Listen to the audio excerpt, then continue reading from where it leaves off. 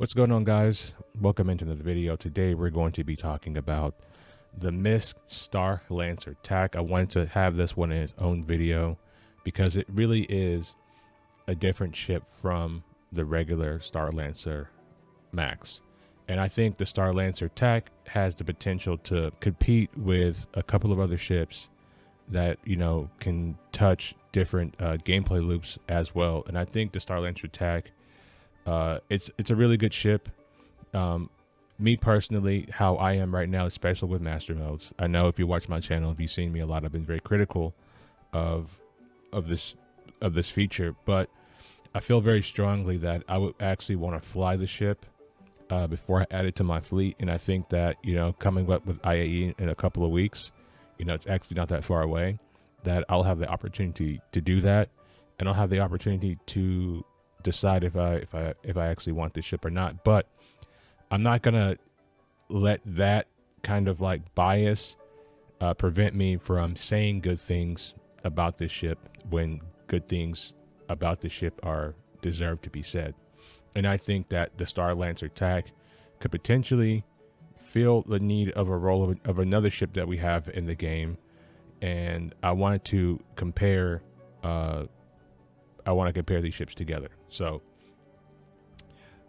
everything else from the Max to the TAC is pretty much the same until you come over to here to the systems, and this is really where it starts to set itself apart. It has two size 3 shields, so you're getting an extra shield, and 2 size 3 shields right now in the game are like really good. It takes a while to bring these shields down, especially even if you have a fighter. It still takes quite some time, although like I said, the issues with the relationship between light fighters and these bigger multi-crew ships, the issues are related to the weapons themselves and not the actual ships, and we could talk more about that later. And the other big thing too here is, in addition to having the 2 size 4 remote control turrets for the pilot, you also get 2 manned size 5 turrets with the size 5 weapons, which are over here on the sides. So you're getting a lot of extra stuff with the TAC, and I do want to talk about this as well. It has 2 tier 3 medical beds, and it has a dedicated Fury hangar. Now, having a dedicated Fury hangar, if you have someone that is a top tier pilot, that's a good thing, right? But the Fury needs a highly skilled pilot to get the most out of it. If you don't have a highly skilled pilot that can fly the Fury, you can just use the hangar for something else, because you're going to risk your guy getting shot down. Although you do have a tier 3 medical bed that they can spawn back in on, which is great. I still think that having this hangar is a good thing if you have the right kind of pilot that can handle that, right? Because you can watch an arena commander, people fly Furies, and usually the more skilled pilots get the most out of the ship. So what are we comparing the TAC to? And I'm comparing the TAC to 2 ships, and again, and people probably won't like this comparison all that much, me comparing the TAC to the M2 and to the A2. But I think, like, overall, for what these ships are, they all fill kind of a similar role in the multi-crew space. And I do think the TAC, being about 10 meters shorter than the A2 and not having as wide as a beam as the Hercules, I think that it can fill a much needed role. And I think it will be slightly faster because it's not quite as big as the A2. And to be honest, guys, where's the Redeemer at? Let me pull the Redeemer out. I'm sad to say this, but the TAC is the Redeemer, is the reason why your Redeemer got nerfed. I hate to say it, but I have to call a spade, and I have to be, honest when I make these videos. And The Redeemer is a whole lot smaller, and I know that the Redeemer is a long time fan favorite. You know, it does kind of look like an attack helicopter in space kind of way, and I understand people like the coolness of it, but this ship is the reason why this one got nerfed. Okay, so we can just put the Redeemer over there to the side. I just wanted to come out and say that. But the reason why I wanted to compare these ships is because, you know, the A2 does have a lot of size 5 firepower underneath the ship. But what if, you know, you're in a situation to where you don't really need an A2? You need something a little bit smaller that can still pack a punch. Now, the pilot still has 4 size 4 weapons, which is nothing to sneeze at. You still have your turrets on top, and then you get 2 extra man turrets, giving you potentially a lot of firepower. The only thing that I want to see with the TAC is how well the angle of these weapons, like how well can they face forward, right? If they can face directly forward, kind of like how the man turrets on the Carrack, how those can like turn out and they can like really face forward, it could potentially give you a lot of forward facing firepower, which is something that's a little bit harder to do in the A2 because of the positions of the size 5 weapons. Now, the A2 does have these single size 5 weapons that can be shot forward on the same kind of arc as the pilot weapons and as the turrets down here. But these twin size 5s that are in the wrong position on this thing, because Starship 42 doesn't always have the correct models, but these twin size 5s are usually on the bottom. And if you're trying to shoot targets that are in front of you, they don't always have the best viewing angle. But if the TAC has these twin size 5s and they have a good viewing angle, and it looks like they might based on what we see here on the ship, they might be able to just swing and face forward, and that could potentially give you 4 size 4s facing forward and 2 size 5s, or no, that's 4 size 4s and 4 size 5s facing forward, and then you still have your top turret here, which is giving you a lot of forward facing firepower, which would make doing things like ERTs and stuff like that fun. And having the extra shield, it's just going to make this thing more of a flying tank. And again, the tier 3 med beds also really set this ship apart from your Hercules, and you're getting all of this stuff in a much smaller package. And guys, I said it in the last video, my favorite multi-crew ships are the multi-crew ships that are, you know, around between that 80 and 100 meter mark, where they're big enough to be like, it feels like a real multi-crew ship, but they're not so big to where it feels like, oh man, I'm on a capital ship and doing all the engineering gameplay. I'm gonna have to run from, you know, one side of the ship to the other, and then you need a dedicated engineer. On these ships, not so much. You can have people doing double duty. You know, if they're not fighting, you know, they can do some of the engineering stuff, which in my opinion is great. And it's also great because you don't need a lot of people to make the ship really effective, you know, especially if you can get these twin size 5s facing forward. You got your pilot, which controls 4 size 4s, and then you got three people, and you got most of your DPS facing forward. And I think that's amazing. Not only that, but I've said it in the past, like, if you have a ship that can let you touch multiple gameplay loops, like you could do bounties, you can do bunkers, you can do cargo with it.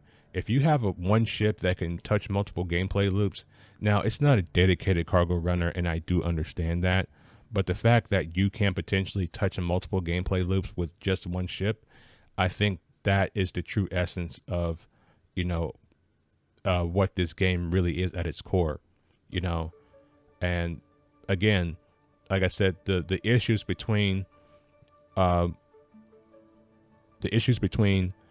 these multi-crew ships and light fighters has nothing to do with the fighters themselves.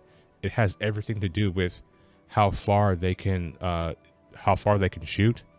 And I'll say this again because, you know, I really want multi-crew ships to be in a place to where they're effective. I would really like if, you know, when you have you know, these top turrets like this, like I wish we had anti-fighter flat cannons that can only be equipped to ships like this, because I understand like how, you know, how the Star Citizen community works. If there's a new weapon that comes out, they want to see like what they can put it on, but it doesn't make sense to put an anti-fighter flat cannon on a light fighter, and a light fighter is shooting flat cannons at other light fighters. That doesn't make any sense. But if it was a ship similar to this, or even the A2 and the M2 could have anti-fighter flat cannons that could potentially, you know, ward off, you know, and destroy light fighters from just, you know, range kiting you, I think that would put the game in a much better place. But these light fighters should be fighting much closer to these multi-crew ships to give these multi-crew ships a real chance and a real shot to defend themselves. But like I said, I do like the TAC. I like where it is in terms of like giving us another option from the A2. Like again, I said, you know, taking the A2's bombs out of the equation, I do think that this would be a better multi-crew ship than the A2, because you have things like your medical bed on board, you know, which means like if you wanted to bring like a med bed on board the M2 and the A2, you would have to bring a medical Ursa, which would then take up your cargo space, right? And, you know, you don't have that here on the TAC. So I do think, bombs aside, and we do like the Colossus bombs. I love the Colossus bombs. Everyone knows that the A2 is my favorite ship in the game, even though they've massacred my boy, you know. But I do think that this is another really, really good option. And if you are a 600i pilot, I do want to bring that one up too, because as I said yesterday, the 600i rework is supposed to have, where's this? I'll just bring up the 600i. You know, the 600i was supposed to get a rework that we were shown at CitizenCon 2 years ago, and there's been no word on this rework yet. And the 600i was supposed to have this tier 2 or tier 3, I think, medical bed to respawn in. But now you have a ship that not only has one medical bed, it has 2 medical beds. It has plenty of forward-facing firepower, especially, like I said, I do think these turrets can face forward. Like, it looks like they'll be able to turn and face forward. Hopefully they can. We'll see how they deploy and how they look in the game once they come out to us next month. But if my suspicions are correct, then this is going to be a good ship, and I could already see a lot of people melting their 600Is for this, upgrading other ships. If I got rid of any ship for this, it'd probably be my Retaliator. But like I said, I would have to fly it first and make sure that it's a ship that I actually would want in my fleet. And yeah, guys, I think that's going to be it for this one. Let me know if you picked up a TAC or not, and let me know if you're excited about this new lineup of ships from MISC. And again, guys, I feel like in this particular range of ships, this one is really good. Someone did want me to compare the size of the Max and I think another ship. I think it was the Starfarer. So I can bring up a Starfarer, and I can bring up the Gemini as well.